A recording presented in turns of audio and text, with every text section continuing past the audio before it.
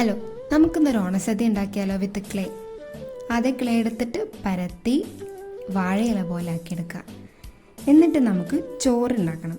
So ഈ പ്രോസസ്സിൽ through out ഞാനൊരു മഷി കഴിഞ്ഞ് റീഫില്ല് വെച്ചിട്ടാണ് എല്ലാം ഷേപ്പ് ചെയ്തേക്കുന്നത്. ആഫ്റ്റർ ചോറ് കംസ് എല്ലാത്തരം curries and last pappadam and payasam. എല്ലാം നമ്മൾ റീഫില്ല് വെച്ചിട്ട് 3D പോലെ ആക്കിയെടുക്കണം. ഇതൊക്കെ ചെയ്യുമ്പോൾ മനസ്സിലിങ്ങനെ തോന്നും എല്ലാം കുളമായോ എന്ന്. പക്ഷേ ഡോണ്ട് വറി, അടുത്ത സ്റ്റെപ്പിൽ നമുക്കെല്ലാം റെഡിയാക്കി എടുക്കാം. Then the main step, that is colouring with acrylic paint കേട്ടോ. ഇവിടെയാണ് നമ്മൾ പതറാതിരിക്കേണ്ടത്. ഈ നേരത്തെ കുളമായതൊക്കെയും നമുക്കിവിടെ ശരിയാക്കാം. ആദ്യം നമ്മൾ ഇലയ്ക്ക് പച്ച കളർ കൊടുത്തു. Then comes the Chor colour with white. പിന്നെ അച്ചാർ വിത്ത് റെഡ്.